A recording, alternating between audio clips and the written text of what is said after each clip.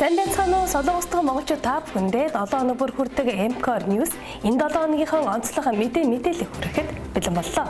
Энэ удаагийн дугаараар Солонгос улсын засгийн газар бүртгэл харьяалалгүй гадаад иргэдийг вакцинд хамруулах гаргасан байна.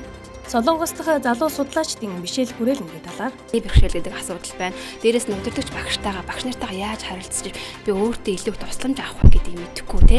Одоо өөрөө багш нарын зөнгөөр нь орчингууд юу гэдэг өөрөө зөнгөөр явждаг ч гэдэг юм уу те. Иймэрхүү асуудлаасаа болоод яг нөгөө судалгааны бичих болоод ирэнгүүт мэдэхгүй чадахгүй байна гэсэн асуудал аягүй гарч ирсэн байна. Монгол улс 5 сарын 1-ээс хилийн нээж зөвхөн вакцинтай иргэдэд хүлээн авах оруулжээ. Эхний мэдээгийн хүргэе. Солонгос улсын засгийн газар бүртгэлгүй 400 мянган гадаад иргэдийг вакцинд хамруулахаар болжээ. COVID-19-с урьдчилан сэргийлэх вакцинжуулалтын хорооноос бүртгэл харьяалалгүй гадаад иргэдэд вакцин хамруулах болсон тухай 4 сарын 6-ны хуралдаанаар мэдээлэл хийлээ. Өмнө нь зөвхөн бүртгэл харьяалалтай татвар төлдөг гадаад иргэдийг вакцинд өн төлбөргүй хамруулах хэмээн яригдж байсан бол энэ удаад Солонгос улсын засгийн газраас ард иргэдийн эрүүл мэндэд нөлөөлж болох үсэн нөхцөл байдлуудыг харгалзан үзэж гадаад иргэдэд вакцинд хамруулах нь зөв хэмээн хэлсэн илэрхийллээ. Магистр доктороор суралцж буй оюутнуудаа залуу судлаачдын Мишель Хүрээлэнгийн мэдээллийг хүргье. За сайн байна уу таны өнөөдрийн мэндийг хүргье. За сайн байна уу та бүхэнд өнөөдрийн мэндийг хүргье. За залуу судлаачдын Мишель Хүрээлэн маань үүсгэн байгуулагдаад удааг байгаа шүү дээ, тэ. Ер нь яг ямар зорилго чиглэлийн дагуу үүсгэн байгуулагдсан юм бэ? За манай залуу судлаачдын Мишель Хүрээлэн маань өнгөрсөн 11 сард бол анх үүсгэн байгуулагдсан байгаа л да.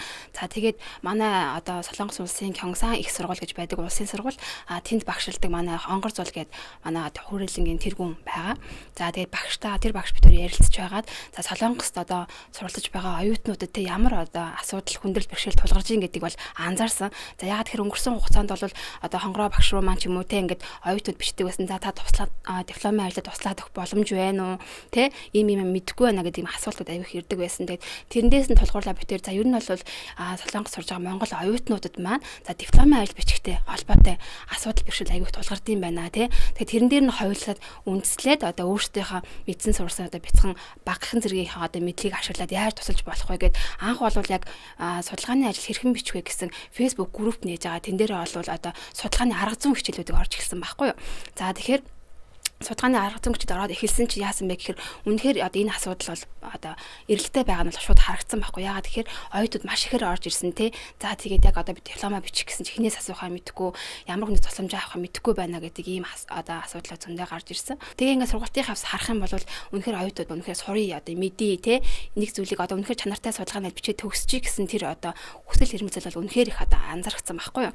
За тэгээд энэ дээрээ бид тэр тулгуурлаад за тэгвэл мэддэг мундаг хүмүүсээс зөндөө байна тийм үү? Мэддэг мундаг хүмүүс зөндөө байна. За энэ мундаг хүмүүсээс нийлүүлээд за энэ сурах хүсэлтэй байгаа хүмүүсээ нийлүүлээд бүгдээрээ хүрээлэн байгуулъя тийм ээ. Хүрээлэн байгуулаад нэг нэгэндээ хэрэгтэй мэдээллийн өгөөд тэгээд нэг нэгэндээ зааж зөвлөөд нэг нэгэндээ эерэг сайхнаа нөлөөлөд явъя тийм ээ гэсэн үүднээс бол өнгөрсөн 1 сард албан ёсоор залуу судлаачдын Мишель Хүрээлэн гэсэн нэртэйгээр бол бүртгүүлээд тэгтлэгийг авсан байгаа тийм. Энэхүү Хүрээлэнгийн маань яг үндсэн гол зорилго гэж ярих юм бол за бид нар ярьдаг те за доктор, магистр гэж ярингууд нэг тийм судалгааны ажил гэж ярингууд биднээс хол юм шиг бодоод байгаа байхгүй юу. За гэтэл яг энэ судалгааны ажлыг яагаад гадны олон улсыг ингээ харах юм бол тийм ээ тэд нар олон орны мундаг доктор профессор цуглуулад асар их хөрөнгө оруулаад асар их хугацаа зарцуулаад шинжилгээ судалгаа шинжилгээ хийдэг. Яагаад гэхээр тэр тухайн улсын хөгжил, өсрөнгийн хөгжил тийм ээ тэр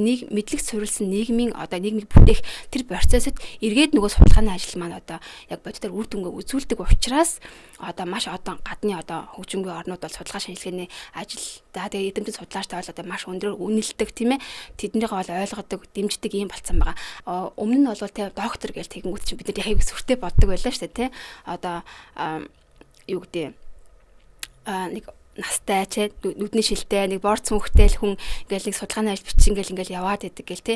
Гэтэл одоо үед харах юм бол энэ доктод маш их залуучсан байгаа байхгүй те. Мундаг дэлхийд танигдсан эрдэм шилжээний судалгааны ажил хийцэн эдгээр мундаг залуу судлаачид дэлхийд үнэлэгдээ тийм ээ. Дэлхийн олон орнуудад очиж урилгаар ажилдаг тийм үү. Ийм үзэгдлүүд бол зөндөө их байна л да юм мундаг хүмүүс. Тэгэхээр ерөөсөө л энэ залуу судалгаа шинжилгээний сонирхолтой те. Эрдэм шилжгээний мэдлэг тэмүүлсэн тэр залуучууд монголчуудыг л одоо нэгтгэж одоо бид нэр энэгээр дамжуулаад яхан тухайн салбартаа тухайн одоо судлаач оюутнуудыг таниулъя тийм үү. Тэрнгээр дамжуулаад нөгөө судалгааны үр дүн маань эцээдтэй яг амьдрал дээр нөгөө үйлдвэрлэл практик болоход тэр үндсэн суур одоо их суурнал болж өгч ин гэсэн үг байхгүй юу тийм. За энэ хүү одоо зорилго чиглэлийнхаа дагуу яг ямар хөтөлбөр үйл ажиллагаанууд юу н хэрэгжүүлж байгаа вэ? Бас цаашдаа хэрэгжүүлэх вэ? Тэгээ үйл ажиллагааны чиглэлийн хүрээнд бол бид нар хамгийн анх түрүү хэлсэнчлээ сургалтаар эхэлсэн байгаа тийм ээ. За энэ сургалт маань болохоор голдуу Солонгос улсад магистр болон докторт суралцж байгаа оюутнуудад судалгааны ажил хэрхэн бичих вэ гэсэн сэдвийн хүрээнд бол сургалтаа зохион байгуулж байгаа гэсэн үг байхгүй юу. Тэгэхээр яг энэ асуудлыг ярих юм бол одоо Солонгост 8000 гаруй орчим оюутан сурж байна тийм ээ. За тэрнээс бид нэ дипломч шаардлагатай оюутан гэж бодоход дор хаяж нэг 50% буюу одоо нэг магистр доктор гэж бодоход нэг 4000 орчим байх гэдэг шүү дээ тийм ээ. За магадгүй тэнд донд маш олон мундаг оюутнууд байгаа тийм үү. Өөрөө мэдээд багштайгаа үнэхээр сайн харьцаж ойлголцоод дипломын ажлыг мундаг төгсөөд тийм ээ. Одоо дэлхийд одоо өөрийнхөө судалгааны шилжээний алга үнэлүүлээд авч байгаа оюутнууд ч байгаа. Гэтэл баг зэргийн жоохон мастер наагаад үзэх юм бол ерөөхдөө бол нөгөө судалгааны ажил гэдэг зүйлээс шантарцсан тийм ээ. Тэргээ би яаж хийх хүүхнээс тусламж авах вэ мэдэхгүй байна гэсэн иймэрхүү одоо нөхцөл байдалд байгаа оюутнууд илүү давмгай байгаад байгаа юм шиг анзаардаг байхгүй юу. Тэгэхээр яг гэхээр энэ сургалтаараа дамжуулаад тэднийг ерөөсөө л би энэ судалгааны ажлыг бичиж чадна гэдэг тэр сэтлийг өгөх зорилготой байл гэж одоо ерөөхдөө бол хэлмээр байна л да. За хоёрдугаарт гэх юм бол бид нэр 5 сард болохоор эрдэм шилжээний олон улсын эрдэм шилжээний баг хурал зохион байгуулахаар ажиллаж байгаа. За яагаад энийг олон улсын гэж нэрлэж байгаа юм бэ гэхээр энэ хуралд маань за Монгол, Солонгос, Хятад, Пакистан, Франц гэх мэт улсын олон улсын оюутнууд бол оролцох гэж байгаа аахгүй юу. Хамгийн ихний зочин илтгэл тийм болохоор за Америк улсаас ирсэн тийм ээ доктор профессор Рэнди Грин гэж багш маань за хэрхэн яаж одоо Солонгосоос ч бай Монголоос ч бай тийм ээ тэтгэлэгтэй одоо англи хэлтэй орнуудад суралцах вэ гэсэн юм одоо мэдээлэл хүрэхээр бол илтгэл бэлдээд байгаа л да. За мөн дээрэс нь за энэ хүн маань бас манай хүрээлэнгийн хүндэт багш гишүүн байгаа. За тэгээд мөн дээрэс нь Солонгосын Кёнсан их сургуулийн одоо үйлдвэрлэл менежментийн техникийн эрхлэгч Ким Жунгван гэдэг хүн бас манай одоо эрдэм шилжээний хурал дээр бол өөрийнхөө илтгэлийг бол танилцуулахаар болсон. За мэдээж одоо энэ хүн үйл ажиллагаа маань одоо оюунлаг хүмүүсийг дэмжих одоо тийм зүйл болох гэдэг чинь нэг асандаа тийм. Тэгэхээр Монгол Улсын их сургуулийн бизнесийн тэнхэм за бусаа хот зугаа элчин сайдын яам за Монголын залуучуудын холбооны Солонгос дахь салбар зөвлөл гэх мэт одоо байгууллагууд бол биднийг бол дэмжин ажиллаж байгаа. Эрдэм шинжилгээний хурал маань болохоор ерөөхдөө бол илтгэл маань болохоор бид нэр 3 хэл заасан байгаа байхгүй. За англи, Солонгос, Монгол гэсэн айлч 3 хэл дээр байж болно гэсэн байгаа. За тэгээд явандаа бол бид нэр яах гэдэг нэг гэхээр эрдэм шилжээний хурлыг бол жилд 2 удаагаар тогтмол зохион байгуулна гэсэн төлөвлөгөөг бол гаргасан байгаа л да. За тэгэхээр хаврын намрын одоо Солонгос хэлтэй гэхдээ чүнгээ хагсуул тавь, чүгээ хагсуул тавь гэх тээ. Тэгэхээр хавар намрын гэсэн 2 одоо ээлжээр явуулна гэсэн үг байхгүй юу. За тэгээд бид мэдээж одоо энэ хуралд маань оролцсон илтгэлүүдийг бол эмгэгтгэл ойлгоод тийм ээ олон нийтэд одоо хүртэл болгохоор бас ажиллаж байгаа. За мэдээж бид энэ дундаас шилдэг бүтээлүүдийг шалгаруулад шагнаж урамшуулна. За шилдэг бүтээлийг шалгаруулахдаа бид судалгааны ажлын үндэслэл тийм ээ нийгмийн эдийн засгийн ач холбогдол за тэгээд илтгэх ур чадвар за шинэлэг санаа гэсэн байдлаар бол дүгнэж одоо тухайн салбарын өөрийнхөө салбарын доктор багш нар бол одоо шүүн хэлэлцүүлэх байгаа аахгүй юу. За залуу судлаачдын бишэл хүрээлэнд маань ер нь одоо хэдэн гишүүнтэй байгаа вэ? Ер нь цаашдаа оюутан залуус одоо хамтраад те гишүүнээр хэлсээд судлаа шинжилгээний ажил хамт оролцоод явъя гэх юм бол боломжтой болов уу? За тий одоогоор бол 40 гаруй гишүүнтэй байна. За үүний бол 20 орчим нь бол удирдах зөвлөлийн гишүүн. За удирдах зөвлөлийн гишүүн гэхээр докторантын зэрэгээр одоо суралцж байгаа болон түүнээс төгссөн тийм ээ эсвэл их сургууль багшлаж байгаа ийм хүмүүс байгаа гэсэн үг. Үүнээс гадна бол ахлах бол энгийн гишүүн гэсэн одоо англи хэлтайгаар бол 40 гаруй гишүүн нийттэй байна. За мэдээж биднэрт бол биднэртээ одоо судалгаа шинжилгээний түрүү хэлсэн тийм ээ би. За судалгаа шинжилгээний ажил дур сонирхолтой тийм үү.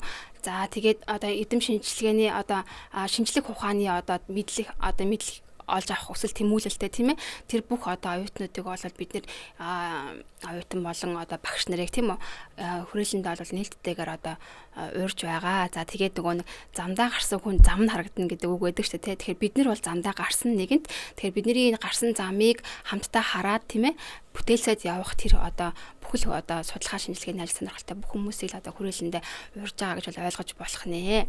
За маш баярлалаа. За баярлалаа та бүхэнд ажлын амжилт хүсье. Монгол улс 5 сарын 1-ээс хилээ нээж зөвхөн вакцинд хамрагдсан иргэдээ хүлээж авах хэмээн мэдгдлээ.